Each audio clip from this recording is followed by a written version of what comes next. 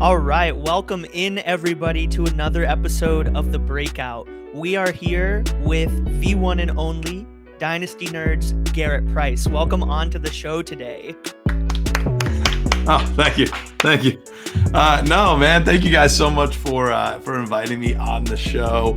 I got a chance to meet you guys at the expo, had a great interaction, and we had talked a little bit more on Twitter. And I was honored that you guys asked me to come on the show, so I'm excited to talk some Dynasty with you guys.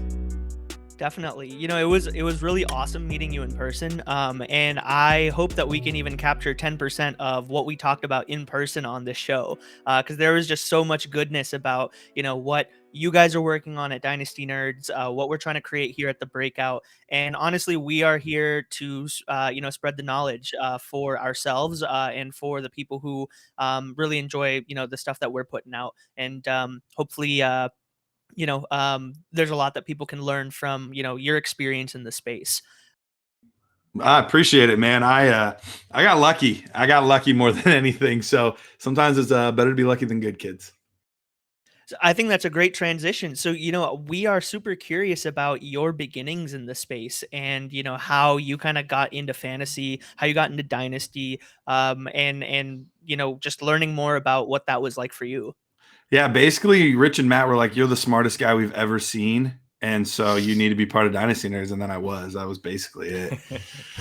No. Ultimately, about see how long it would have been now. A little over, I think, right around 3 years, a little over 3 years ago. I was doing a lot of write-ups for my home Dynasty league. Was basically how it started. I just was nerdy enough into it where like each week I'd be like, oh, Corey's team blows because he has this matchup and this matchup, and he hasn't had a positive week in 3 weeks, and blah blah blah. But Matt's team's dominating. And I would just put together these little. They were more trash talk than they were really good analysis, more than anything else. But they kind of got more in depth as the years went on. And one of my buddies in my league were like, "Hey, you're actually a halfway decent writer. You should do it for somebody who cares." And I was like, thanks, man. I appreciate it.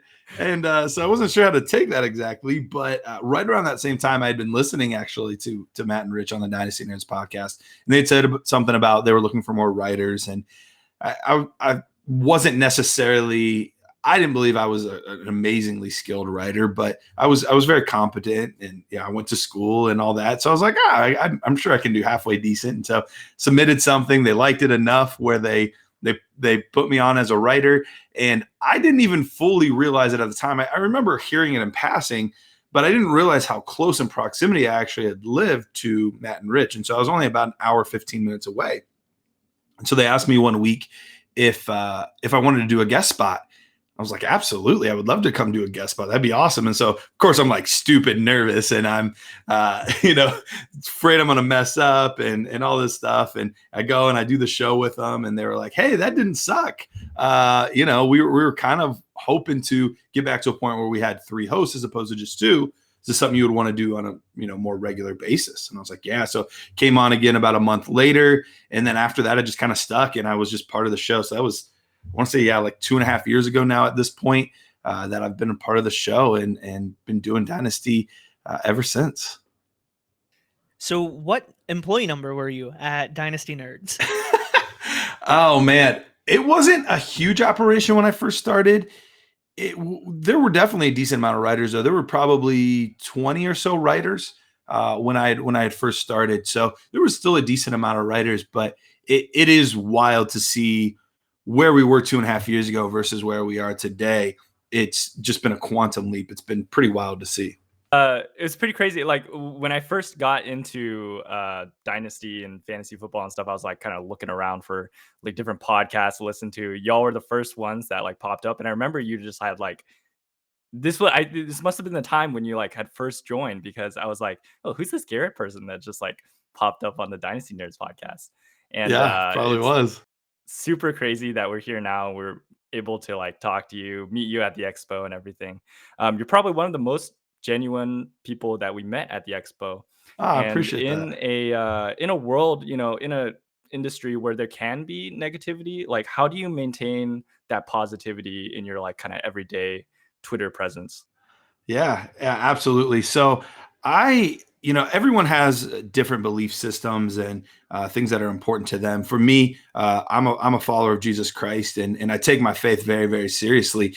And ultimately, if I claim to be one thing, but then my actions are different than what I say, it would be like being a fantasy analyst and being like, I love Joe Mixon this year. Got to get me some Joe Mixon. And then I don't have Joe Mixon on any teams. Then, like, what am I doing? Like, I'm not practicing what I preach. And so I kind of take that into what I do with fantasy football is if I am somebody other than who I claim to be, then I'm wasting my time. I'm wasting my time on here. It's not genuine. And you come across people that are that way that you can tell they're not being genuine. That's not really who they are. They're putting up a front, or they're trying to show people something other than what they are. And that's really just what it came down to for me is I wanted to be the best possible witness that I could be. And ultimately, like, I don't want to turn this into, a church service or anything like that, because we got Dynasty to talk about. But ultimately, like, Christians, I feel like, have a really bad reputation. Like, people don't really want to hang out with Christians right now because most of them are jerks. And so I try to show the other side of that the best that I can. And hey, that's why we love having you on the show, because, what we were talking about at the expo is that in the community that we're trying to create with the breakout, we really just want to have accessibility. We want to have, people being able to engage with content. And we don't want people to be fearful to ask questions, to learn, to make mistakes. And, like, I think you're like a very, very prime example of a guest that we really want to have on this show all the time, just by nature of the fact that, like, I could come up to you and say, like, so, like, why do you like Joe Mixon? And, like, you'll sit down and you'll talk to me for like 20 minutes about why you think Joe Mixon is going to Yeah, be like the RB1 or whatnot of the season, sure. as opposed to, like, what you don't. Are you a nerd? Are you an analytics guy? Oh, like, there's a lot of space to discuss, to learn. And that's why we have you here. No, I appreciate it, man. And yeah, it comes down to, like, I just love this stuff. Like, I genuinely, I'm at a new house right now. You guys should have seen, like, before we started recording, it genuinely looked like I was like a hostage. So for the people watching, the lighting, even though it's still not great, it's way better than it was like 20 minutes ago. But we're at a new house, and so I'm downstairs painting. And, like, as I'm painting, I'm thinking about, like, different draft scenarios and different, like, trade scenarios and different, like, things about players, and why do I have this guy valued so high or so low? And if I have him ranked that way, but have I actually drafted that way? And, like, I'm constantly thinking about these things just while I'm painting and listening to music. Like, I'm thinking about this stuff. So it comes from, and I think that's how most people are that are in this space. Like, they just genuinely love playing the game, and this just flows out of it. Yeah, so on that topic of take integrity, we were talking about quarterbacks at the expo. I remember we were giving out these Justin Fields trading cards, and everyone was like super excited about Justin Fields. And I think on Dynasty Nerds, you had Trevor Lawrence 1, Justin Fields 2. Mhm. So when you look at quarterbacks from a data perspective, they're actually really hard to evaluate because there's only a handful of quarterbacks that come into the draft each year that are draftable. And there are only a handful, like, each year that even matter. So when you look at quarterbacks, what are some of the traits that translate well from college into the NFL? Yeah, you're absolutely right. Quarterbacks are brutal to evaluate, and even the best GMs get it wrong often. So I think that's one of it's the toughest position to evaluate. And I think the biggest reason it's so difficult is, for a lot of the positions, there's a lot of measurables that give us good indicators as to how successful they're going to be. Quarterback is the most mental position of all of the positions. And so, how well do they read defenses? How quickly do they process information? How confident are they as people? How easily intimidated are they in certain situations, and different things like that. So that's the between the ear stuff is what makes it really, really difficult for armchair people like us that don't get to interact with these guys, that aren't in the locker room, to be able to say confidently one way or another, yes, this guy can be successful or this guy can't be. Now, that being said, one of the things that I see often that does tend to show success is guys that can do multiple things well. When guys are one-dimensional, you're in trouble. So even if that one dimension is fantastic, say you're a fantastic athlete, but you have nothing else, chances are you're not going to be successful. If you have a fantastic arm, but no accuracy, chances are you're not going to be successful. So I really like to look for guys that have at least multiple positive attributes, but does still have that one thing that really sets them apart. That's where they win. But I would say if I had to pick one measurable, it would probably be the quarterback's accuracy. That's one of the things that we've seen from guys that have extreme longevity in the league. They're guys that are able to deliver the football accurately on a regular basis. Guys like Tom Brady, Drew Brees, Peyton Manning, their precision was incredible. And so I think that's one of the things that tends to lend itself to success. But for fantasy football purposes, we're seeing a new wave, and I think it's great for fantasy football, is the athlete at quarterback, these guys that are dual threat, and how much that affects the scoring for a lot of these players. We saw Lamar Jackson a couple years ago. He had a fantastic season, mostly because of his legs. Now, I think people also forget he did have 36 passing touchdowns, which is a fantastic number, but that's why we saw him come back to earth. He regressed quite a bit in that category, going from 36 down to 26, which was kind of an obvious regression for most people because that touchdown percentage just was not sustainable for somebody like him or for anybody really. It was just a wild number. But we're seeing a lot of the top-end quarterbacks, Patrick Mahomes, Kyler Murray, Dak Prescott, even Justin Herbert this past year, might not be the most dynamic athlete ever, but they are going to win with their legs at times. And those points that you get from rushing quarterbacks just really boost them up their value-wise.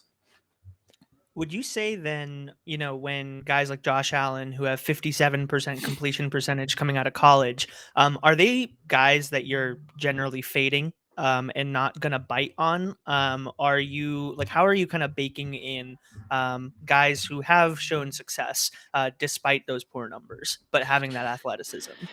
Josh Allen is puzzling.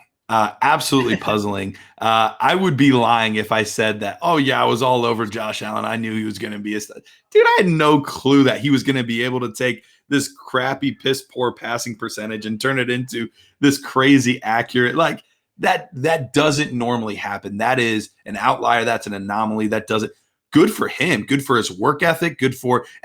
I think something that's been hidden in all of this too is he had crap for wide receivers. Like he had no receivers. Then you insert Stephon Diggs, who is an alpha male at receiver. I think that had a lot to do with his successful season as well. But good for him. But that's not something that I typically want to bet on. If somebody comes in typically with that poor of a passing percentage, I'm typically questioning not necessarily their fantasy viability, because you can be Tim Tebow was fantasy successful for a time period, even though he wasn't the most accurate quarterback. So they can have success at times, and so that's fine for redraft. But Dynasty, we're wanting longevity out of our quarterbacks, and guys that can't deliver the football accurately on a regular basis tend not to keep their jobs very long. And so even though what Josh Allen has done has been fantastic, I'm not going to typically bet on the prospect that's similar to Josh Allen. That makes a lot of sense. And I think perhaps maybe there's stories coming out like Josh Allen's a really hard worker and everything like that. And you mentioned the whole as armchair GMs, we really don't get access to, the locker rooms. We don't know what kind of people these guys are. How much stock do you put into these rumor mill kind of things like, Justin Fields is not a hard worker, or, this guy is a hard worker, blah, blah, blah, these non-tangible traits? Very little into that. It depends on the source, and is it something that we've heard multiple times over and over and over and over? Then I might give it a little more stock, but especially during the draft season, even teams that are interested in players are going to throw out hot garbage just to try to tank their value so the guy will drop to them. So I put very little stock in it unless it's something that seems to be a reoccurring pattern, or it's something that we see on the field and then there's an obvious translation into what we've been hearing in the media. Then I might put a little bit more stock into it. But I try to avoid most of that type of stuff because, even last year, we saw Justin Jefferson. There was a lot of like negative reports on Justin Jefferson coming out of camp, and then he ended up being an absolute superstar. We hear different things about different players all the time and work ethic and how well they're doing, and like you need to retain all the information. It's good to have it, but I usually try not to let most of that type of stuff really affect my decision making. Now, are there metrics that you do use that you like really, really rely on? We've heard people mention like Cubase. You mentioned accuracy. Are there like specific segments of that accuracy component that you really care about, or is it just like overall completion percentage? Yeah. So I'm much more of a film grinder, more than I am a data guy. But that being said, I do try to make sure that I allow both in my process, because sometimes, film watching is a very subjective science. Like I could be in a really bad mood and I'm really hungry, and then I watch a guy and all of a sudden he's trash because I'm not paying great attention and I'm frustrated because my pizza didn't get here yet. And, there's all these external factors that can affect sometimes, or, you happen to only watch 4 games. Like, here's a perfect example. Chase Claypool. I was really down on Chase Claypool. I had watched, I believe, 5 games of Chase Claypool. I always try to watch at least 4 before giving an evaluation. I believe I would watch 5 games on Chase Claypool. 4 of those 5 games were ones like right after his injury.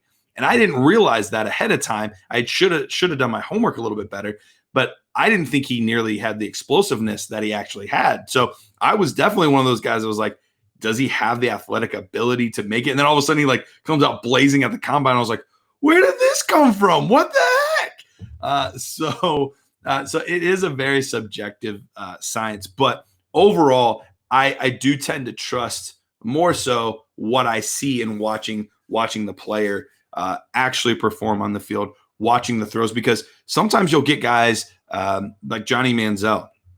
Part of the reason Johnny Manziel was so successful was because of Mike Evans. Mike Evans was making incredible catches for Johnny Manziel, and that was something that really like boosted his stock up.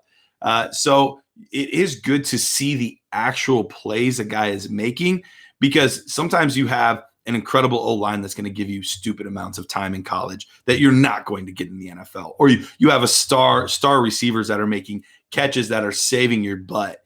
Different things like that. So I do think it is good to be able to go in and try to watch most, if not all, the plays you can possibly get on a guy. But I also understand that I had the luxury of playing college football. Like, not everybody had that luxury of doing that. And so there are people that are going to tend to lean more towards the numbers, the analytics, the data, because that's what they know and understand better. I just know and understand film better than I do the numbers. So that's where I tend to lean. I had absolutely no idea you played college. Yeah. That's a really awesome tidbit. What did you play? Yeah, I actually played linebacker. So in high school, I played running back and linebacker. And then in college, I just played linebacker at Malone University, which is actually where Ashton Doolin went. If you remember Ashton Doolin, he plays for the Colts. He was like a 7th round receiver or something like that 2 years ago. And then after he graduated, they shut down the football program. So that was great. But yeah, so Football, you're ahead. Yeah, exactly. But yeah, I played linebacker at Malone University. Got it. That's really cool. It makes a lot of sense then why you're going to your bread and butter in order to understand the game. That makes total sense. Yep. So yeah, and go ahead. I think one thing that Ubby and I have been kind of trying to reconcile is this, like, this whole like data versus film grind on Twitter. Like, should I be looking at Javonte Smith's BMI, or should I be looking at his his Heisman Award winning tape? Right. And I think that's kind of what makes like college football like really difficult, because you have to like kind of reconcile those two things and really add context to what you're looking at. So when you look at quarterback prospects like Zach Wilson, Justin Fields, blah, blah, blah, college football is really difficult to evaluate because there's so many different teams. There's like so many different varying levels of teams where you have like, I think Chris Harris calls it like the future gym teachers of America. Like you're playing against the future gym teachers of America out there versus in the NFL, that, if you're throwing against this ex cornerback or whatever, they're pretty solid players. Right. So how do you normalize for all that stuff when you're evaluating prospects like Zach Wilson, where he's playing at BYU versus like Justin Fields, where he's playing potentially like tougher teams? Yeah, it does make it a little tricky. And as tough as Zach Wilson was, Trey Lance was even more difficult because, he's playing up there in the Dakotas. So he's a very different competition. So it does make it a little bit more challenging. What I try to stress, and it's not perfect, but what I try to stress is you have to evaluate the player independent of the what's going on around them. So yes, is it more impressive if they're completing a pass against Patrick Surtain versus some Division III kid that's 5'6" and has no shot of ever playing anywhere other than that school? Yeah, absolutely. But a guy that can throw it 55 yards with pinpoint accuracy translates regardless of what field you're on. So if you're able to do some of those things, if you're able to make reads at a certain amount of time versus how long it takes for another guy to make a read, it doesn't necessarily, yes, there are different schemes and things that defenses can throw at you, and you do have to evaluate all those things, but there's a lot of things that you can evaluate independent from the competition. And so that's what I try really hard to do is, what's the footwork look like? The footwork is going to stay the same regardless of what level they're at. How good of an athlete are they? How often do they get nervous under pressure? And, you see the pocket collapsing around them and they get nervous and, throw interceptions and different things like that. Like a lot of those things are going to translate regardless of what level you're at. So that's what I attempt to do. But you're absolutely right. It's difficult when, would that pass was slightly underthrown. If that was a better defensive back, would that have been picked off versus completed? And so I have to keep track of those notes of, yes, this was a touchdown, but against better competition, this probably would not have been, let alone a touchdown, probably not even a completed pass. This probably would have been picked off. So you do kind of have to make notes of those kinds of things versus, just being a box score scout, which is like, well, he had 45 touchdowns and he only had 32. So this guy's clearly better, done and done. You do have to evaluate those things independently. So it almost seems that your expertise with understanding film is like a really good way to understand like these specific nuances with like strength of schedule, strength of competition, all that sort of stuff. And in a similar way, analytics can tell you a lot of the things that we cannot see independent, with our own eyes. I won't be able to tell like what the average depth of target of Justin Fields across a season looks like compared to Zach Wilson's, but a lot of times we end up being surprised. So it really does seem like the best way for any analyst to go about understanding prospects or players is you can't go cold turkey with either of these routes. You have Absolutely. to have bits and pieces of everything and rely on those people who are probably better than you at some component in order For to sure. fit into your process. Yeah, you mentioned average depth of target. That's one of the reasons I'm super high on Robert Woods and Cooper Kupp this year, because they were in the bottom as far as average depth of target last year. So like I wouldn't have necessarily known that from the games that I watched. I probably could have put it together eventually, but I don't know that I would have realized how bad they were in comparison to like the rest of the league. So like there are numbers like that or different like air yards and things like that where, there tends to be predictive of how well a player is or isn't going to do. And so there are different things like that I usually, for me, I'll look at those and I'll use those as kind of almost bookmarks to say, okay, I need to go back and and watch the film on this because this number is weird to me. Why is it this way? Or why isn't he as successful as everyone else that's doing well in this category? Like, and I need to go back and watch that. So for me, a lot of times those numbers are like really good bookmarks for me to go back and say like, okay, do I still see it that way? Or did this number change my mind on how I view this prospect or this player? So yeah, I absolutely am a huge proponent of utilizing both to the best of your ability. And that's part of the reason we developed the nerd score too. So that way we can quantify what we're seeing. Because a lot of times, film grinders are notorious for saying, well, he's really strong. He has an elite strength. Well, what is elite? Like what is elite strength? I don't know what exactly. Does that mean he's top 5 for college? Is he top 3 all time in the NFL? Like, I don't know what that means. And so that's why we developed the system where we have numerical grades for, each one of these different categories. We put them all together, and then that kind of spits out a number. And you talked about accountability too. They're all posted on our site. If you want to go back and see, we started in 2019, you can see exactly how we felt about each player. That's why I bring up Chase Claypool, because his number is embarrassing. But we got a lot of the other ones pretty good, especially in our running back categories.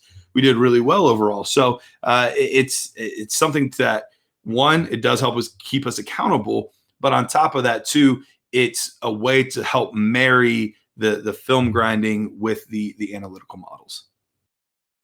Definitely. I think that I'm really glad you brought up Robert Woods and Cooper Kupp, because I feel like those are two players that I'm guilty of being low on, compared to their relative production, right? Like, they're solid players, but for some reason, I think me and the rest of the Dynasty community, or just fantasy football in general, just a lot lower on them two as, wide receivers. And I think those are the type of guys you can go out and get really good value from. Absolutely. When you evaluate players, when you evaluate wide receivers, it's a pretty technical position. Like, you have guys like Javonte Smith who win a lot differently than Jamar Chase. Yeah. Right? They can both be successful, but in different ways. So when you look at like rookie wide receivers, are there like specific things that you look at to see if that'll translate well into the NFL?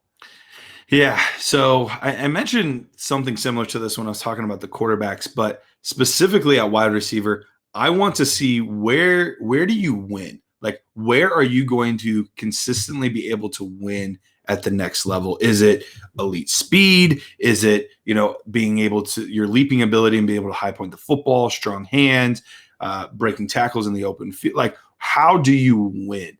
And you need to have, similar to quarterback, you need to have multiple areas where you can win, because if you only have one, chances are defenses are going to be able to figure that out. So you need to have multiple areas where you can win. But you're right. Wide receiver is a very technical position. And even, from guys that traditionally play the X to guys that traditionally play the Z, that traditionally come out of the slot, like, there are some nuances that are a little bit different on how they play the game. And then you're also looking at how are they versus man coverage, how are they versus zone coverage, guys pressing them. Like, there's all of these different variables. And then, you're looking at, okay, their steps off the line. How do they come out of the line? How do they do out of their breaks? How many steps are they taking out of their breaks? How quick, like, there is a lot that goes into it. And honestly, it can be a little overwhelming at times because you have to go through it with a fine tooth comb and watch the same play over and over and over and over. And so it can be an exhaustive process at times, just because of all of the different nuances that you're looking for. Now, there are times where you can just see, like, all right, that is just stupid fast. Like, I don't need to spend 10 hours to evaluate that he's just stupid fast. So there are things that sometimes make that a little bit easier. But yeah, it's tough too, because if you haven't had the luxury of playing, organized football and watching tape, or having someone teach you how to, like, go through the process of watching tape, it can be a little overwhelming. We do have a show. I haven't been on the past few episodes just because life's been a little crazy, but Felix Sharp stepped in and done a fantastic job. But we call it Film Nerds, and basically you can go on there and we break down plays and we tell you, like, what we're seeing, why this is concerning or why it's not concerning, why this play that looked like it wasn't successful actually showed us some really good things about this player, or sometimes vice versa. So, and I know that we've had people talk to us about how, it's helpful so that way they can understand some of the lingo and some of the jargon and stuff like that, because there are so many words that just get thrown out there. And half the time, I'm not sure people will always even know what they mean when they say it, but they just throw it out there anyway because it sounds smart. So it's kind of helpful to be able to break down some of that stuff. But yeah, wide receiver is tough. Do you feel like there's like a prototype of wide receiver that you see success from more often than others? Like maybe it's the alpha wide receiver like Jamar Chase or something like that? The biggest thing that I would say is separators, guys that are able to separate and beat their man. Now, not everyone does it necessarily the same way, but typically it's because of one of two things. One, it's because, or actually I would say one of two things. One, it's because of, I mentioned before, speed. They're really fast. They're able to get in and out of their breaks quickly. But most often, I would say 8 times out of 10, the reason they're good separators is because they're very technically sound and they're really good route runners. And they're able to get open because of that. And so I would say finding guys that are able to separate on a consistent basis. We used to have the old school model of get yourself a wide receiver that's 6'3", make sure that they can just body post up their man and throw up the ball to them. The game's changing. And that's why guys like Tyreek Hill are so successful. One, because he's stupid fast, but he's also learned to become a very good wide receiver over the years. And, Stephon Diggs isn't actually the fastest player out there, but he is such a good route runner that he creates separation through that. So you see it done different ways, but that's usually the biggest indicator. And that's why guys like, even though I loved him and it broke my heart, guys like JJ Arcega-Whiteside can't be successful in this type of football today, because corners are getting bigger and more physical than they've ever been before too. And quarterbacks usually aren't just willing to just chuck it up unless it's a guy that they truly trust. So there's a few of those guys, but they're becoming fewer and farther between. I want to dig a little bit into this idea of like separation for wide receivers, because I think there is like a traditional idea of what wide receiver separation should look like. Hey, I run a post route and, I just have like 3, 4 steps on my defender. I'm wide open. You can chuck it to me. But I figure that separation can mean a lot of different things in a lot of different contexts. If I'm running a slant route, or if I'm running, a dig, or if I'm running a post, like separation can look different in all of those different components. Could you kind of walk us through how you look at separation for Yeah. different types of receivers, different routes that they run, different functions in the offense, all that sort of stuff?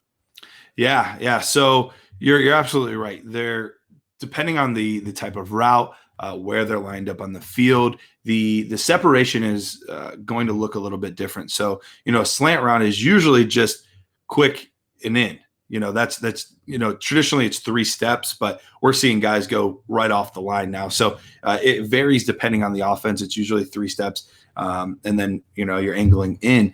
But for that, you more or less just want to have the guy in your hip.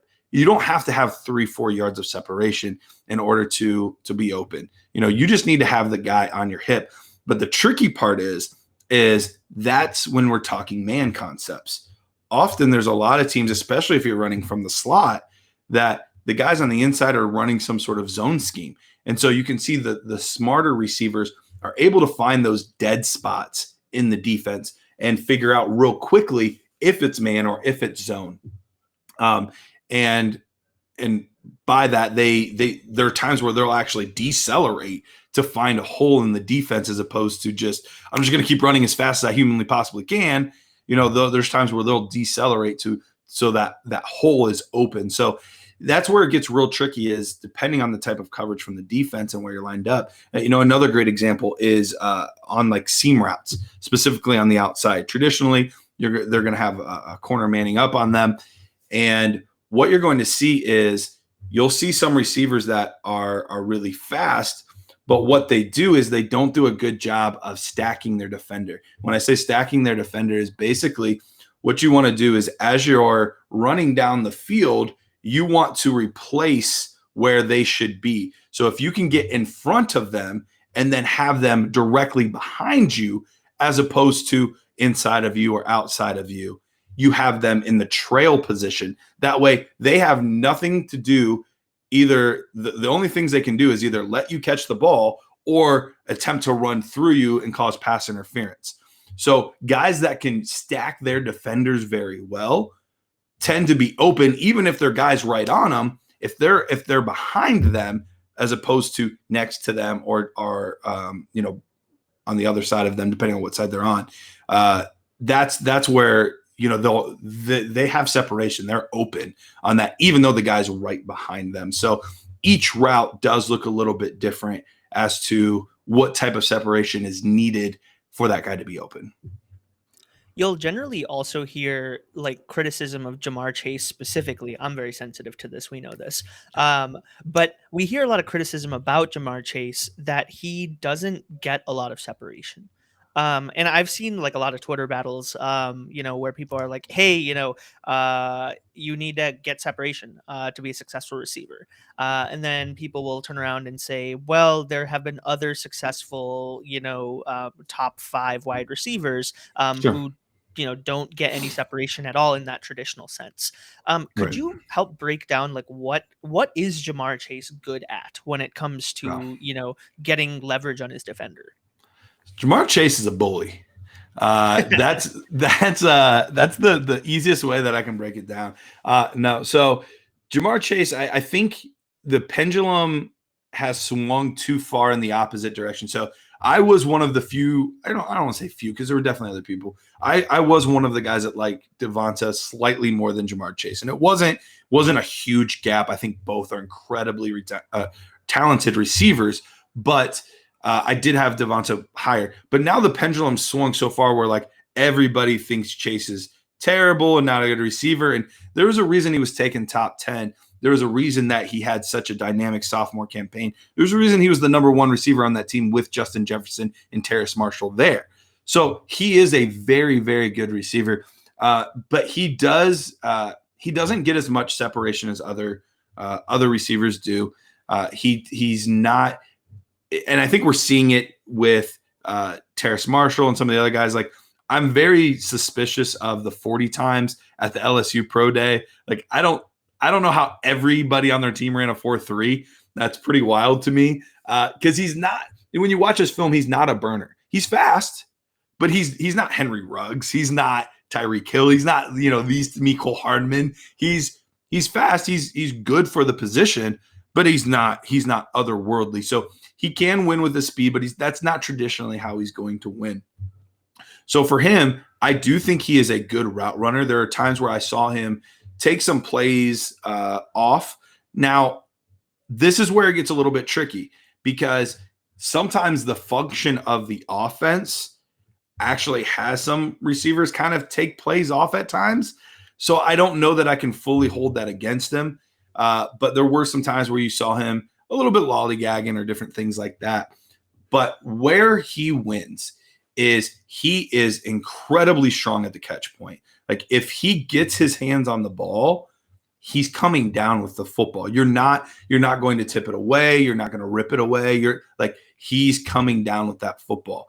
I think he's very physical. So when you get in those jump ball situations, when you get in the position where corners in press coverage, which is basically the corner is going to be right on him. He's going to stay with him the entire time. He's not giving him that gap right off of the line. He's going to stay there right with him the entire time. He's able to win in press coverage. He hand fights very well, which I think is a very underrated tactic, and you'll see it a lot. And especially slow-mo, it's easier to see. You'll see guys that corners do a lot of times. They'll do arm bars, or sometimes they'll even grab one of the arms. He's very good at ripping through that, using his hands to create separation. So I think he is more in the, I would say he tends to be more of the old school traditional X than some of the other players, specifically in this class, because we had so many smaller, speedy receivers in this class. Like Elijah Moore, Rondale Moore, Jalen Waddle. Like we didn't have a lot of the traditional X receivers. He can be more of that old school X, but I don't want this to come across as he can't separate. He can. He's just maybe not. That's not how he's going to win as often as Jalen Waddle will doing that, or Devonta Smith will doing that. For sure. And I know earlier you mentioned JJ Arcega-Whiteside as a wide receiver. Are there any past takes, that you wish that you could have had back? I think mine was probably N'Keal Harry. Like just the idea of N'Keal Harry was so nice from like an analytics standpoint, and then everything just like kind of fell apart, and he just didn't look like the same guy like on the Patriots. Are there any of those types of guys for you? Yeah, Arcega-Whiteside is definitely the crown jewel in my like. Oops, wish that didn't happen. He's definitely the top guy. I would say I was also very high on Jalen Reagor last year. Maybe I have a thing for Eagles receivers. I'm just not realizing this. This was always before draft, I promise. But I was high on Jalen Reagor last year. I'm not regretting that necessarily because I do think he has an opportunity to break out. But the tough part for me is I can go back and see where I was wrong on JJ Arcega-Whiteside. I'm still having trouble seeing where I missed on Jalen Reagor, and it's still so early. I might not have. He might be just fine, and he might be a great receiver. But he would be another one that I was probably higher on him than I should have been, and because of that, I missed some opportunities to draft Justin Jefferson or T. Higgins or different guys like that. So I wish that one a little bit as well. But I would say those are probably the two biggest misses that I've had so far.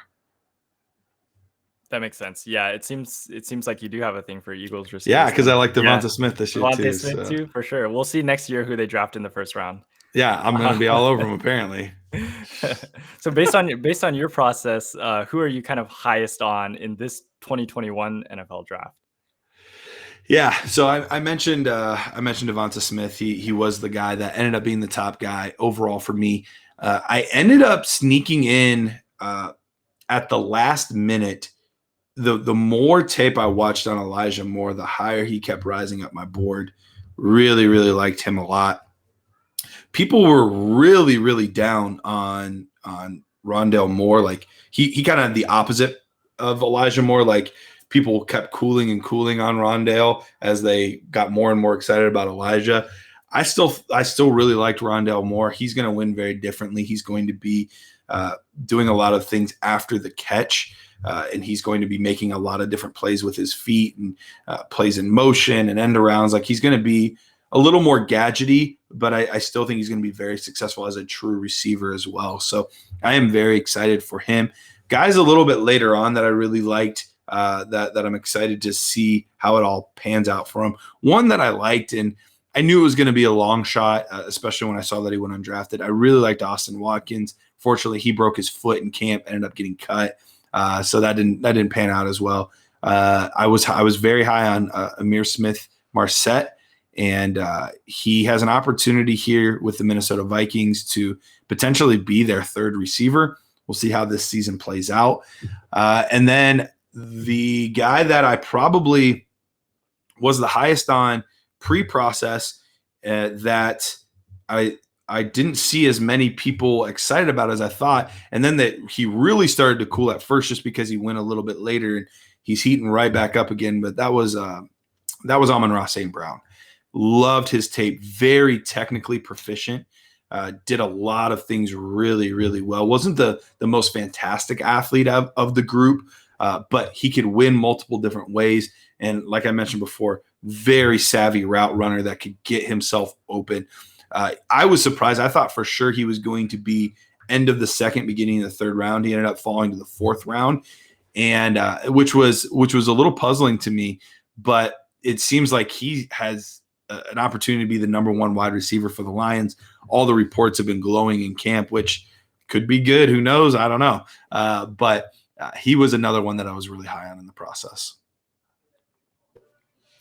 I think those are all really interesting ones because Leo and I have talked offline a lot about Ihmir Smith-Marsette because he's a interesting prospect, Yeah. especially from the perspective of like he's following the Adam Thielen mold, come from a Yes. non D1 school but absolutely dominate. Come into a situation where there is a necessity for another wide receiver, and we've always seen in the NFL that once someone kind of makes their mark, it's a lot of times it's kind of like an incumbent in office. It's hard to get that person out of that position unless there's someone absolutely phenomenal, or Right. or you got to pay him a little bit more than you want to. But I think that's a really good find, and I like that you're high on him. Yeah, and the Vikings seem to do that because even Stephon Diggs was a 5th-round pick. Right. He wasn't a highly sought after guy. He wasn't coming out of high school, but not coming into college. And watching his tape, the Iowa offense didn't do him any favors because it's stuck in the Stone Ages basically. But he's such a explosive playmaker. When he got the ball in his hands, you saw that in the special team stuff that he did as well. Good speed, gets down the field. So I'm excited to see. There were some good reports of him in camp as well, but you just never know until they start playing on Sundays. So I'm interested to see what kind of run he gets early. But with Thielen being up there in years, at some point they are going to have to turn over to another guy. Olabisi Johnson is out for the year. He would have been the one that he would have been battling with most likely for that third wide receiver spot. Now Irv Smith Jr. is out for the year. They just brought in Herndon. So there's just a lot of transition and turnover. And usually when that happens, that creates opportunity. We'll see if he can take advantage of it. Seems like we should always be rooting for chaos then. That's right. So I think we'd like to move to the very first edition of a new segment on the Breakout, and we wanted to unveil it for you, Garrett. Yes. It's what we call Exceed Your ADP. Okay. There are a lot of players that, they get on hot streaks, they get on cold streaks. People really like them, but we haven't even played a down of football yet. We're 2 or 3 days away from NFL kickoff, and we really want to just get a temperature check on 2 guys as we unveil the segment. So the first guy that we want to talk about is the ever so warming Javonte Williams. Now, this guy, every single time I hear some news on this guy, I'm like, damn, like, are they just going to never pass? Are they just going to give him the ball like every single play? Because it feels like that's how the news reports just keep going up and up and up with Javonte. And I don't right now know what his official ADP is. But Leo just took him in a Superflex Dynasty startup, I think at the very tippy top of the 4th round or at the very last pick of the 3rd round. So he's like, now he's getting that recognition. He's going ahead of guys like Miles Sanders. Like you're seeing rookie hype with this guy. And we've seen, on your Twitter feed and in, your videos, you have always really liked Javonte. And, we've been Javonte fans before. I think a lot of the community has been on the Javonte train.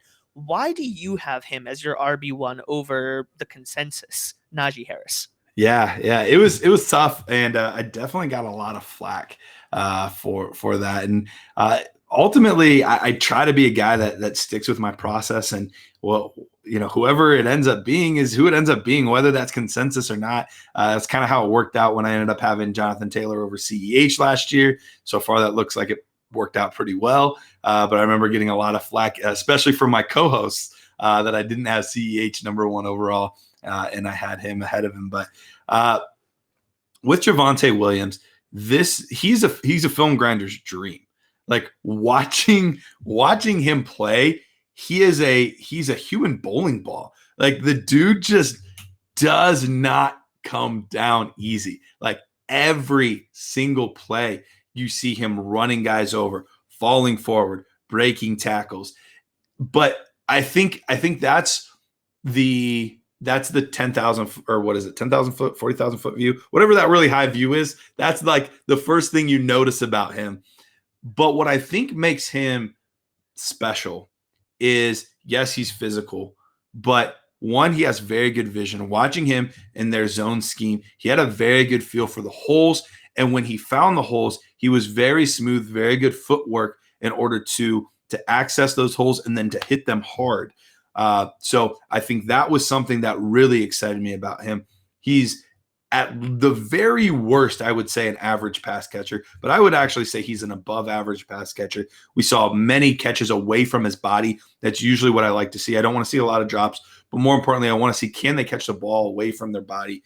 And we saw him extend on several occasions where he went up and caught the football, shows that he has good hands, and then he's able to do things after it as well. His worst trait is probably his long speed, but that's one of the most overrated aspects for a running back, because very few and far between do they have opportunities for 80-yard runs. For the most part, it's how well can you do in this 10-yard, 20-yard stretch. I want to see you get chunk plays. I don't need – if you get me a 55-yard touchdown, I'm not mad. Like, I'm thrilled. That's great. But I want to see chunk plays out of you. 8 yards here, 12 yards there, 7 yards. That's what I want to see, and he can do that. He's going to constantly fall forward. And there's a lot of the intangibles with him as well. He was valedictorian of his high school class. He was, by all accounts, like a really good kid. Like, dude's like walking around campus with his Bible. Like, he's not a guy that's going to get in trouble. You don't have to worry about like the off the field stuff. And he played linebacker before, so he has that physical defensive mentality. And I think that's part of the reason he's so violent with how he plays football. And so you get some of those Marshawn Lynch vibes sometimes watching him play, because he's just he wants to make you feel it every time he plays football. And I just absolutely love it. I love how you're on this like kind of chunk yards train, because I know Ubby has this take from a while back that he got a lot of flack for. You could talk about it, Ubby, but it's he doesn't like Saquon Barkley, and it's kind of sacrilegious. Ubby, you want to talk about why you don't like Saquon? I honestly, the more that we've seen Giants Twitter erupt over the last year, the more I think that I've been getting views on this video and getting hate mail and all that sort of stuff. But here's the crux of it. Whenever I watch Saquon Barkley, whenever I watch him, like even on my fantasy team, right? He was consistently one of those guys where, aside from that highlight play, the 55-yard touchdown, the 85-yard run, these ridiculously good long plays, it was like, there's this one stat in my mind that's particularly sticking out. I think this was from the opener last year against the Steelers. We were like mid fourth quarter, and he had 15 rushes for 6 yards. Yeah. And I was like, how do you like if this guy is supposedly one of the top 3 running backs in the NFL, right? For fantasy, for just general production, like Saquon should be doing better than this. And it's not a one-off thing. I keep seeing this. So I took a look at the stats, and what I saw is that across Saquon's career, the percentage of yards or percentage of runs that he was having that were over 10 yards were like a lot more highly proportional than the rest of the top 12 running backs. So what this means is like guys between, Christian McCaffrey down to like Antonio Gibson, in that range of like 1 through 12. The number of runs that those players had that were over 20 yards or over 10 yards were like a lot lower than Saquon's. So I said, okay, if we take away the outliers, those really, really long plays, what is his production in that range between 0 and 10 yards? And what I found is that the average rush yardage in that range for the top 12 running backs was like a full half yard more than Saquon's, which really indicated to me that, okay, so if I want production from Saquon, I need him to like hit these home runs. And coming off of an ACL injury, like, yeah, of course he can come back from that. But I'm not a betting man in that situation.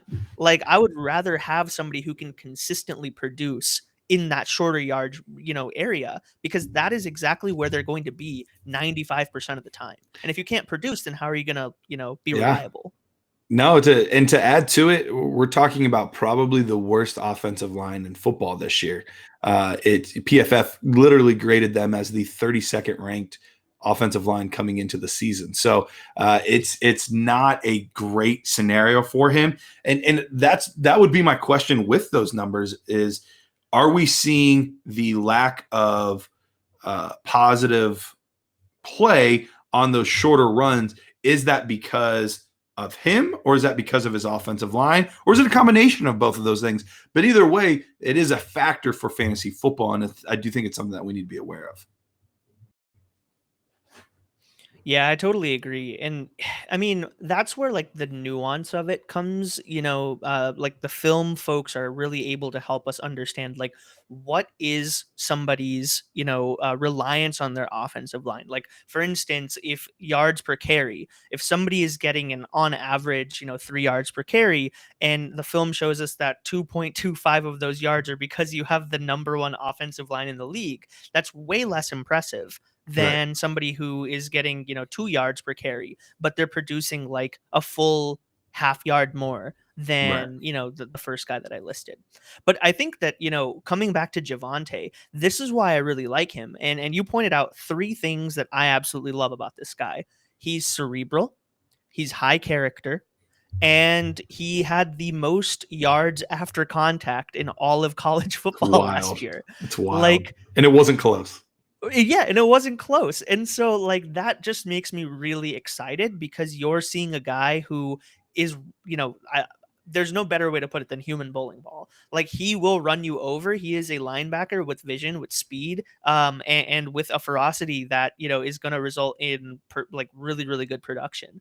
And so that brings me to my next question, which is, every running back is kind of subject to their circumstances, their offensive line, their quarterback situation, et cetera, et cetera. Do you think that the uncertainty around the quarterback situation in Denver really impacts and boosts Javonte's stock?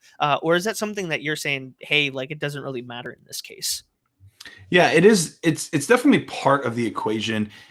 But I try, especially with my rookies, I try to view them independently of their situation. And I tend to not change my pre-draft grades much once they're actually drafted. They're almost identical, especially this year. They were almost identical. There were a few nuances, especially with the later round guys, of guys that like either didn't get drafted or got drafted much later than I thought or much earlier than I thought. Those were a few of the cases, but for the most part, I kept them almost exactly the same. And part of that reason was I went back a couple of years and I looked at specifically the 2019 class, which was just, two seasons that they've been in the league so far. And I went through the first and second round wide receivers and how many of those guys were in the same situation that they were 2 years before. And it was basically, and I forget the exact amount, but there was 12 players that were either wide receivers or running backs who were drafted in the first 2 rounds. And it was either 7 or 8 of those guys were in drastically different situations than they were before. 1 or 2 was in sort of different, but nothing too big. And then there were like 3 that were basically still in the exact same situation. So for me, I try not to let situation dictate much, just because so much, like AJ Brown's a great example. He's the poster child for what we thought, that it was this retread quarterback coming in, that Corey Davis was the wide receiver 1 in that offense. And like neither of those things ended up being true. Ryan Tannehill ended up being fantastic, and Corey Davis isn't there anymore. There were other guys like Josh Jacobs. That was in a negative way. We thought he's going to a John Gruden offense where he's going to be the only guy, and it's a great offensive line. Well, they ended up shipping out like half their offensive line this offseason. He's not used nearly as much as we thought he was going to in a John Gruden offense. And now they just signed Kenyon Drake, and now that situation's much muddier than it was before. And so there's all those situations, and sometimes they don't. DK Metcalf's situation is almost identical to what it was when he was drafted. So they don't always change, but that's why I really try hard to stay with my pre-draft evaluation as much as possible, because ultimately 9 times out of 10, the player's ability and their aptitude for getting on the field is going to be their driving success more so, especially for dynasty purposes. I understand in redraft if you want to adjust it more, but for dynasty, like the long-term outlook has to be mostly about the ability of the player. And so that leads me to my last question about Javonte. What would you say is like the best case scenario we can expect for Javonte for this season and across his, career in the NFL? I would say for this season, the biggest hindrance for him is just Melvin Gordon. Like that's the biggest thing that we're gonna have issue with. I think best case scenario, let's not assume injury. Let's assume everyone stays healthy. Obviously, best case scenario is Melvin Gordon's hurt and he gets to play the whole season. But assuming there's no injury, I think best case scenario is what we're gonna see is similar to what we saw with a lot of the rookie running backs last year, like Jonathan Taylor, J.K. Dobbins, like a lot of those Cam Akers.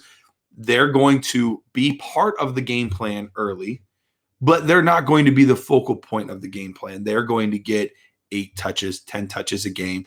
But as the season goes on, they'll earn more and more opportunity. They'll play more, and they'll eventually supplant the veteran back that is not nearly as talented as them. And I think that's the most likely scenario. So I think through week 8, if you look at his numbers, you're going to be like, man, that's not great.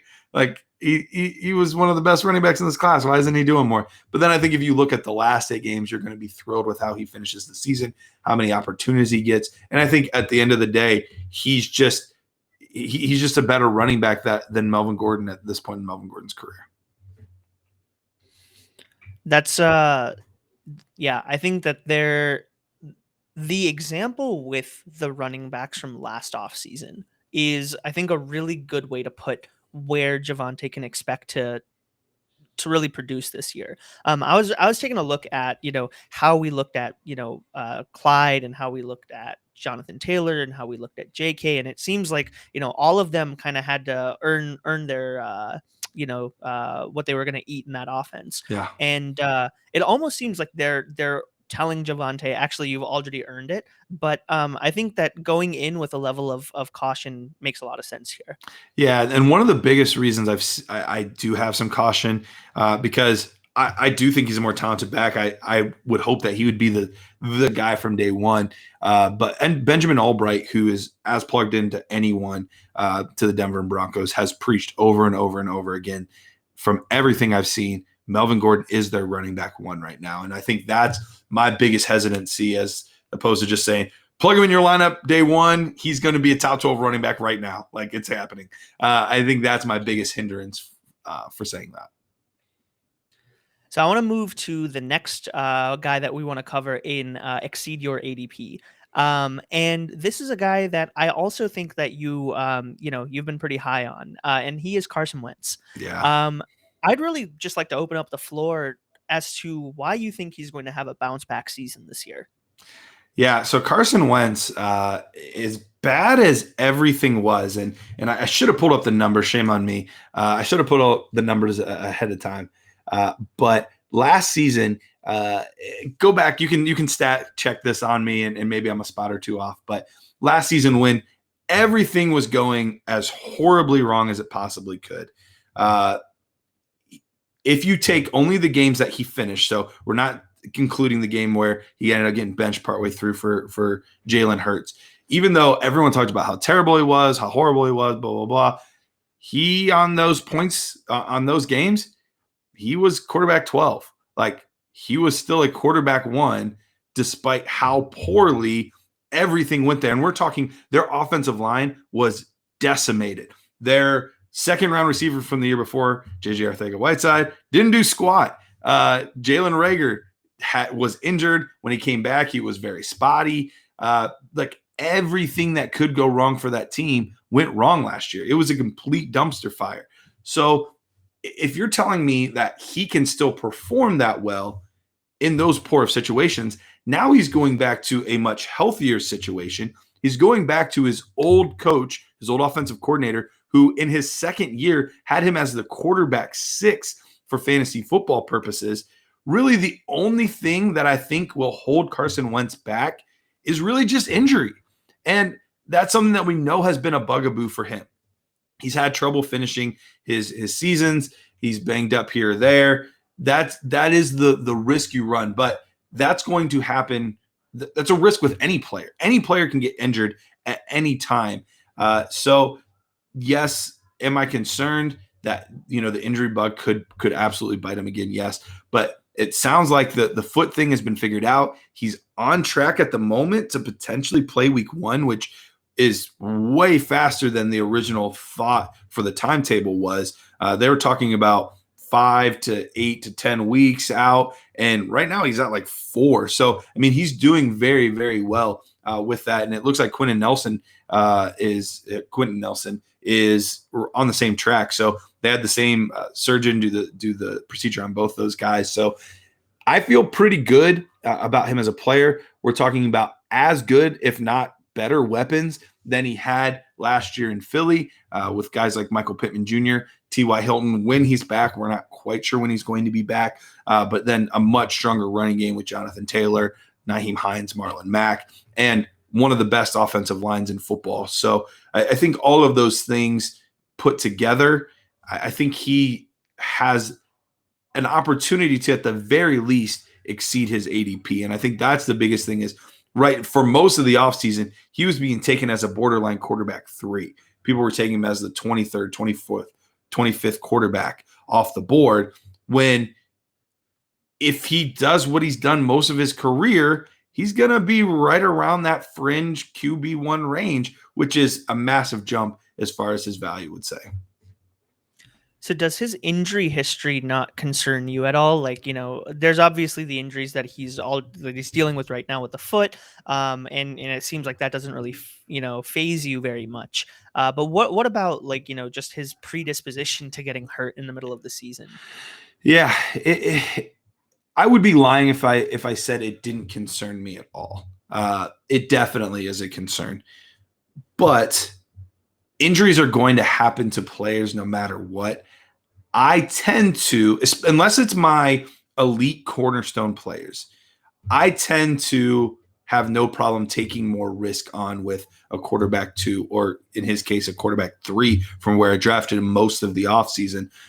I have no problem taking risks there, because if it doesn't pan out, I didn't really lose much. I drafted him in the 10th round or 11th round of Superflex, whatever it was. Like, I didn't really lose much. Whereas opposed to the potential reward, if going back to his old offensive coordinator and a better offensive line, better running game, similar receivers, really the only area he downgraded was at tight end.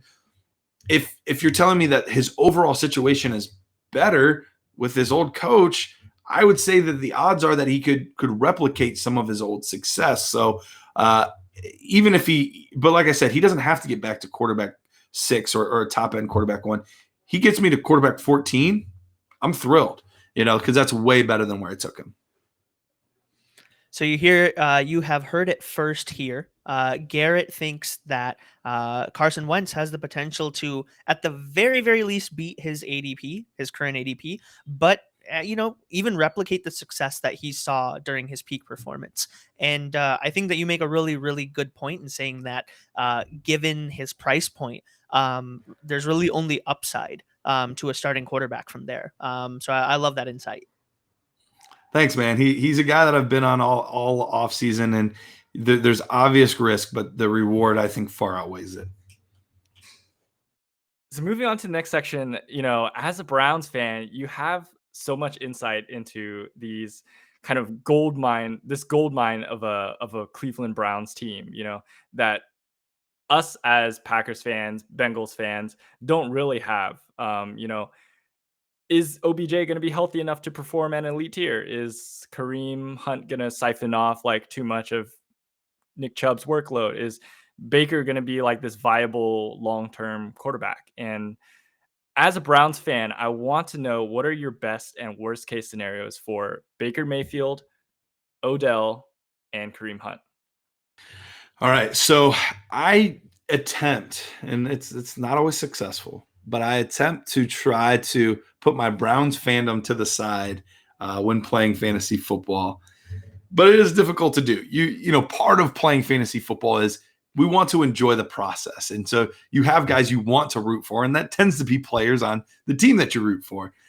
So I try to be as unbiased as possible, but that's not possible to completely do. So going with these 3 players, I think Baker Mayfield is a great super flex quarterback. If I'm in a 1 QB dynasty league, I don't think that there's a situation where I'm looking at him as my true, without a doubt, quarterback one. I think that there are scenarios. We saw several games last year that were just atrocious weather. We had a game where all of his wide receivers were out due to COVID. He literally had no practice squad guys that he was passing the football to. There were a lot of weird situations, and he still over the second half of the season was from weeks, I want to say 11 on, was quarterback 8 over that stretch. So he had a very good end of the season, but it is still in Cleveland. There's still going to be bad weather games. There's still going to be different things that crop up, and it is still going to be a run-first offense. So the reason I like Baker Mayfield is a lot of guys in Superflex League that I'm drafting around that tier are not safe guys. They're upside plays. Guys like Jalen Hurts. Jalen Hurts has great upside, but he's very, very risky. A guy like Kirk Cousins. Yes, he's established in his role right now, but they did draft Kellen Mond. There's rumors that Minnesota might be looking to move on. Derek Carr is another one where he seems to perennially be in the hot seat over in Vegas. So there's a lot of guys where you're you feel okay about them, but you don't have uber confidence at their long-term viability at the position. Whereas Baker Mayfield is without a doubt Cleveland's quarterback. There's no questions about it. There's no reason to doubt it. And I think that's the biggest argument for taking Baker Mayfield somewhere between quarterback 11 and quarterback 13, 14 in Superflex leagues, is because you have the confidence that he's going to be the team's quarterback for a long time. And he has the ability in this offense with an elite offensive line, upside playmakers at wide receiver, and an elite running game where he can have weeks where he puts up 3 and 4 touchdowns. And that ceiling is there. But I think the most realistic perspective is if you expect Baker to come in and be a low-end QB1, high-end QB2, and you're okay with year in, year out him being quarterback 13, then you're going to love having Baker Mayfield. If you expect this to be the most high-flying passing offense and then to turn into the Chiefs, you're going to be really disappointed, because I don't think that there's a scenario anywhere in the near future where he's a top 6 quarterback. I just don't think that's realistic. So safe, solid, but nothing flashy is really what it comes down to with Baker. For me, Odell Beckham is the biggest risk-reward player maybe in fantasy right now. I guess the risk isn't quite as high because where you're acquiring him is so much later than it was 2-3 years ago. You're taking him, his ADP is right around the mid 80s overall. So you're not having to use a top 3 round pick to acquire OBJ anymore. But we've seen his numbers take quite a precipitous dip over the past few years. He's been hampered with some injuries. He hasn't had the touchdown production that we want. So is there a world where he returns to being – let me put it this way. I don't think there's a world where he returns to being the number 1 overall receiver again. It's just not going to happen in this offense. Is there a world where he's a fringe wide receiver 1 again? That exists. That's a possibility. But I would say that is a low probability outcome for him. I would say the most likely outcome is he's a low to maybe mid-range wide receiver 2. With some upside weeks where you get you those 2 touchdowns and one of them being on a spectacular catch. But there's also a situation where Baker Mayfield's just gotten really comfortable with Jarvis Landry. Donovan Peoples-Jones has really developed, and you have 2-star running backs. So there's a situation where he ends up, missing a couple of games due to injury and doesn't produce as well, and he ends up being wide receiver 41 on the season. That world exists too. So it's a risk-reward play with Odell. I ended up drafting him in the Scott Fish Bowl, and so simply because there's great upside for that ADP, but there's risk it could bottom out too. I'm not playing for 93rd place. I'm trying to win the whole thing. So he's got some upside. I'll take him there. Kareem Hunt is similar to Baker Mayfield. He's kind of the Baker Mayfield of running backs, where if you are looking to get this on a points per game basis, an RB1, he's not going to be. He's not going to get the rushing volume in order to be able to do that. And even though people view him as the Cleveland Browns passing down back, he actually didn't catch a ton of passes either, but he's very safe. Week in, week out, he's going to get you 8 points, 9 points. That's fine for your flex position or bye week because, CMC's out and you need to put somebody in. He's going to be fine in that sense, but don't expect anything more than running back 16. He's going to be somewhere between 16 and 24. And I think as long as you go in with that expectation, it's fine. So as a Browns fan, I know this wasn't like probably what people were hoping of, like, yeah, these guys are great and it's going to be awesome. I think you have to go in with tempered expectations for a lot of these players. There's some upside, but I think specifically with Baker and Hunt, they're safe plays. So they're not going to bottom out on you. You're not going to be mad you drafted them, but they're not going to hit this high peak that potentially Odell could, but he also offers way more risk than the other two. For sure. And there's been this narrative going around that Baker plays worse when he has Odell on the field than when, Odell is hurt and not playing. What is your take on that as a Browns fan? There's actually low-key a little bit of truth to that. And I think that was mostly because early in Odell's or early in Baker's career, Odell was the guy when he came to Cleveland. Like, the hype that happened specifically in Cleveland, and I'm sure around the entire NFL world, but in Cleveland, it was like, we just got the LeBron James of football to come to Cleveland. This is unreal. And I think there was a lot of pressure for Baker to feed the football to Odell every single time he possibly could. And I think he was just honestly over-targeting Odell and just forcing it into bad situations. His QBR with him not on the field was about 20 points less. Or with him on the field was about 20 points less than it was when he was on the field. So he actually did produce worse numbers with Odell there. Now, I'm not naive enough to think that Odell actually makes him a worse quarterback. Odell's a fantastic playmaker. He's the best wide receiver on the team. No questions asked. But I think now Baker's finally mature enough to be able to go to somebody like Odell and be like, bro, you weren't open. Like, I can't force you the football. The play wasn't there. I think he's at that point in his career where we can say that now. I don't think he was there 2 years ago when Odell was first on the scene. So I think he can run his progressions and not have to be laser focused on Odell like he was before. And I'm really excited to see, like, just from forget fantasy, just from a football fan perspective on what the Browns can do. Because, if I end up having a bunch of, 10 to ranking between 10 and 15 players across my offense, adding all of those parts together leads to a really potent, dangerous, and Swiss Army knife like offense. And we saw what the Browns did last year with all the injuries that came around. I mean, even Nick Chubb, rip Nick Chubb, being out so long last year.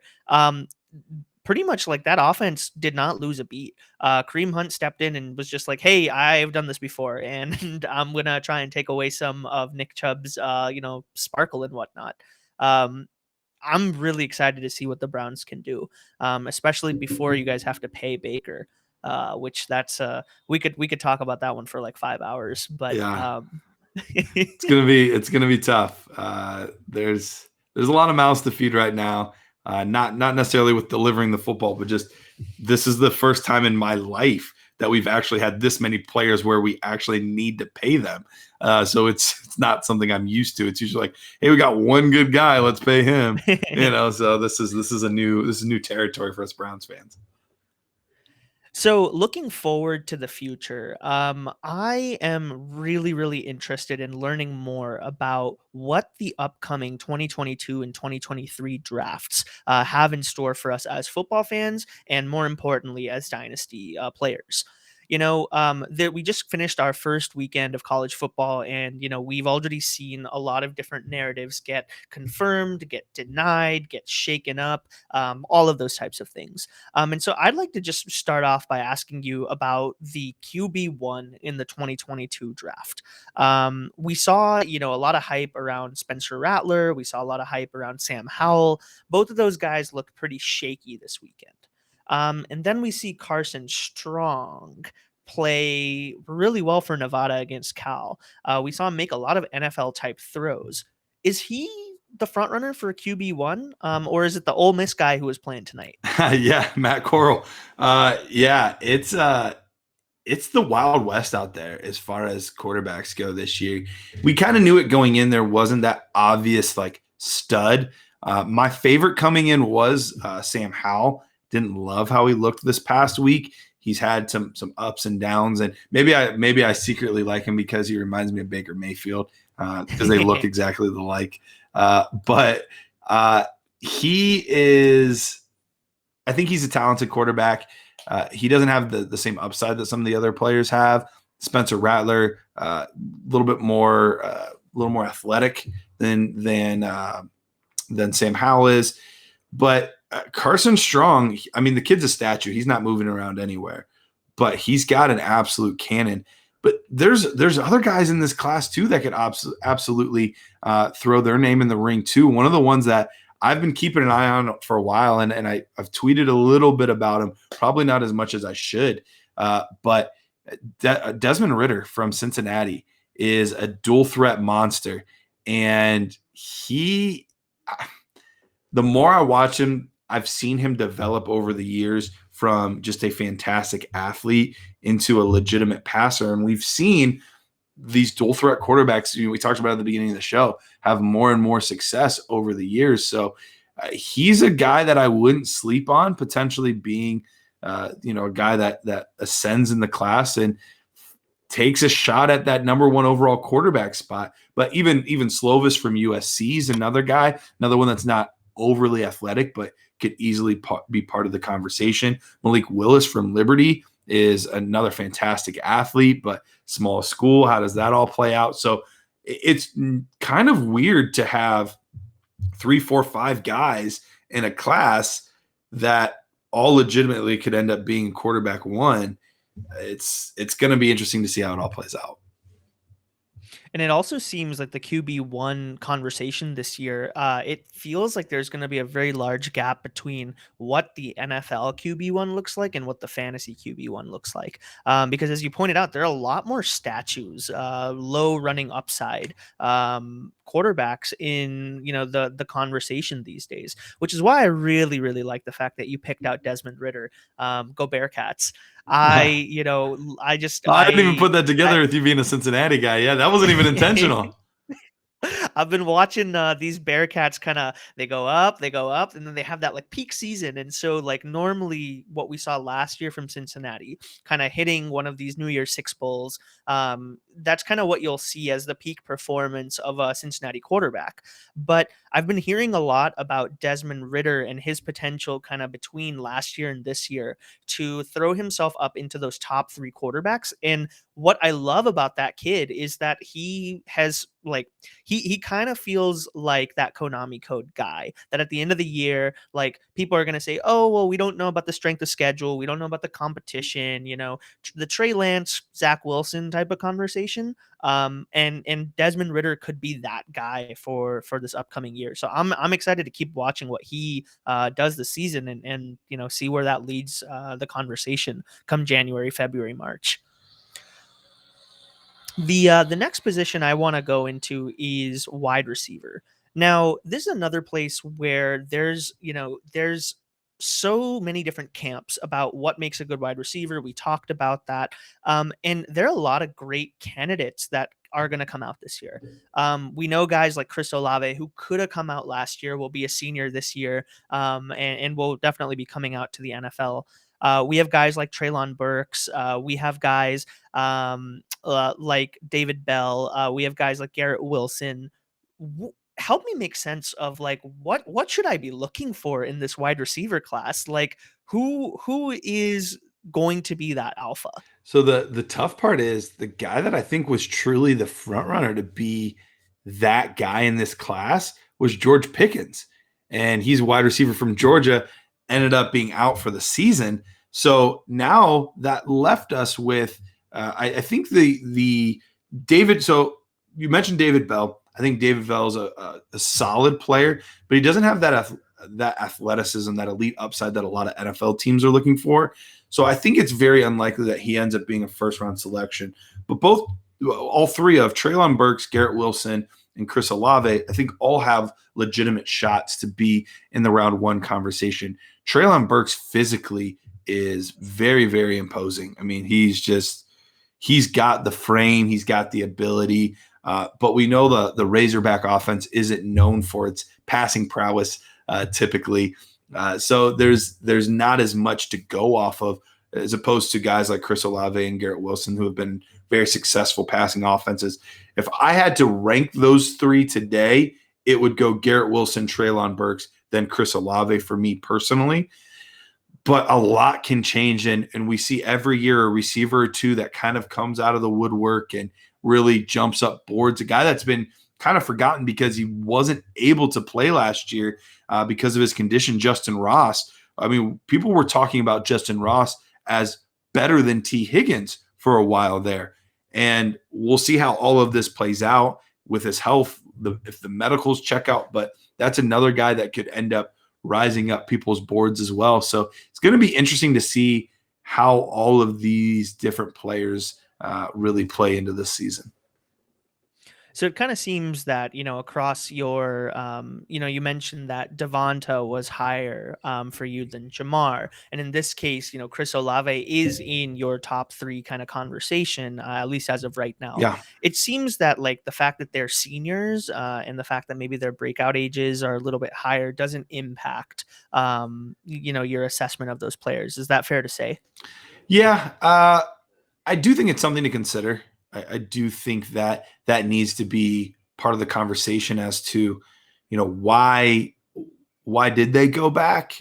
Or even more so, I think more so than the senior stuff, when we talk about breakout age, like why didn't some of these guys produce sooner than others did? Like Elijah Moore is a great example. Like I love Elijah Moore. He ended up coming out as a senior, but why didn't he produce sooner? Like, why did it take this long for us to see this Elijah Moore? And we still haven't seen him in an actual NFL game yet, so maybe he won't end up being that guy. We'll have to wait and see. But the opposite was also, or the same thing was true about Kadarius Toney. Kadarius Toney didn't prove anything until his senior year. Like, why did it take him so long? And he's had kind of the opposite narrative in camp where people are like not wanting to touch him with a 10-foot pole, and I can understand why. But yeah, so I think I tend to have that as part of the equation, but it's more of an afterthought of, okay, let's actually break down what happened here. And I think with specifically Devonta Smith, we're looking at a situation where even though he came back for his senior year, he dominated even as a junior, even though people don't realize it. He was the leading receiver on that team. He had the most yards between him, Jerry Jeudy, Henry Ruggs, two other first-round players. So he was still dominating at an early age. Freshman year, he caught the game-winning pass in the national championship game as a freshman. So like he was making plays when he was young. So because of that, I don't think it hinders me as much. When they don't make plays their senior year, guys like Kadarius Toney, I tend to be a little bit more cautious about that. So the senior year is more of a factor, but I think I tend to value breakout age a little bit more than that. Got it. So it's like a mixture of breakout age and your ability to kind of have highlight plays to show that you can make an impact on the field before you're just older than everybody else. Exactly. Makes a lot of sense. This will kind of bring me to my last question in this section. And this is a little bit more of a general question about just the quality of the class of, the class of 2022. How would you evaluate the class of 2022 compared to previous draft classes? This past draft class, 2020, 2019, how does this draft class kind of stack up to those classes? And then as a follow-up to that, would you be recommending to Dynasty players, hey, you should trade your 2022 first for 2023 if you have the option? So overall, this is the beauty of doing some of the Devy stuff that I get to do. And looking at a lot of these players, I do think this is a little bit of a down draft class compared to some of the others. Now, every year there are guys that come out of the woodwork. We didn't know about Javonte Williams at this point last year.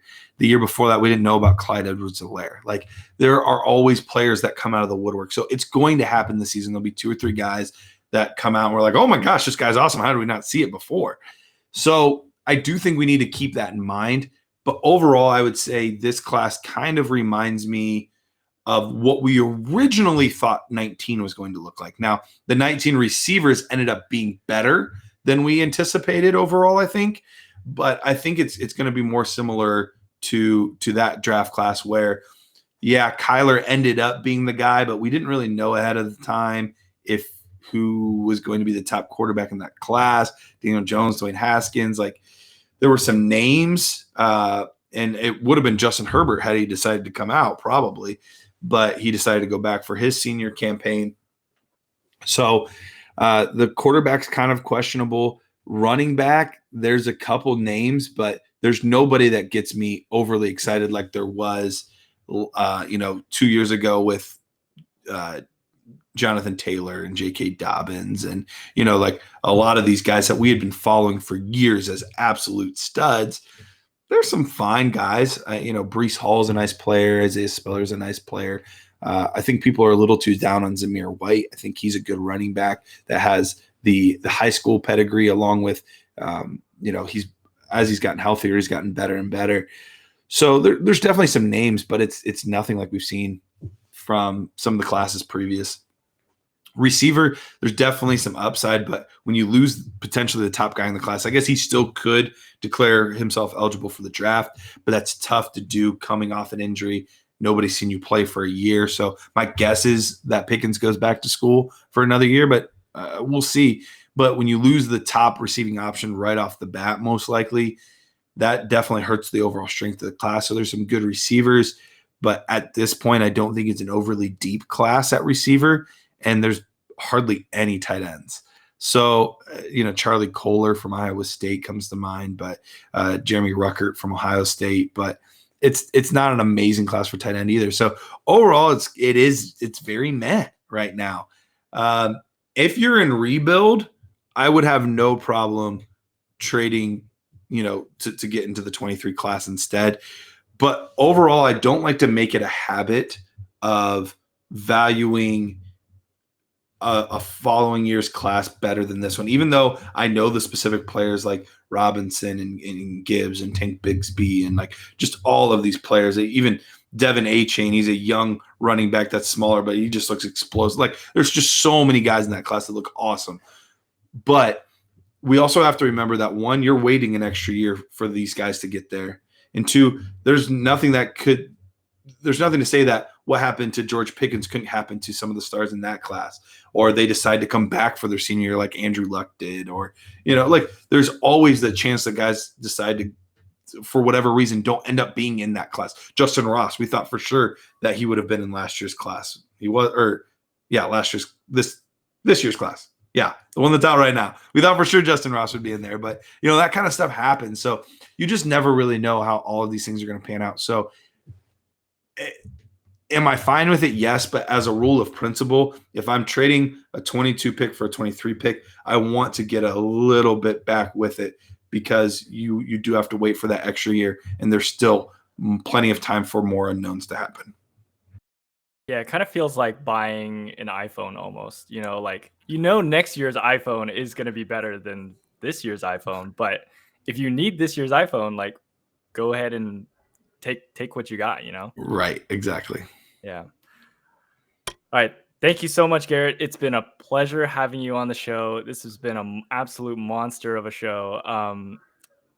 I want our viewers to know how can our viewers find you on all of your platforms? Yeah. So the best way, I haven't been quite as active. I think I mentioned it. We've been moving. So these past few weeks have been a little more spotty than normal. But things are starting to normalize, fortunately. But I am on Twitter at DynastyPrice.